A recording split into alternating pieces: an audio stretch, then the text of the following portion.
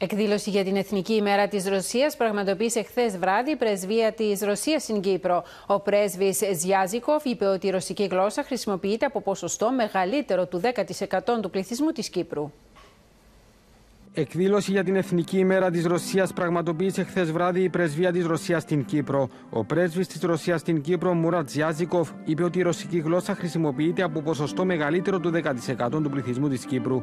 Ανέφερε ακόμα ότι η ισχυρή σύνδεση μεταξύ των δύο λαών έχουν γερές βάσεις από τους ιστορικούς δεσμούς Ρωσίας-Κύπρου, ρωσικές παραδόσεις, μουσικής, τέχνης, σινεμά, ποίησης. Δεν έχουν ξεχαστεί, είπε, και έχουν περάσει από γενιά σε γενιά. The diversity of our cultures, languages, creative ideas and spiritual traditions is the true wealth of this world, which must be protected and maintained, regardless of the swiftly changing geopolitical realities.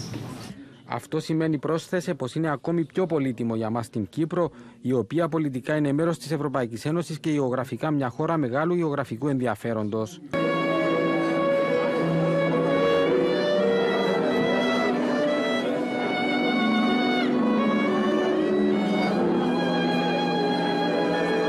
Η εκδήλωση έκλεισε με καλλιτεχνικό πρόγραμμα και παραδοσιακούς χορούς.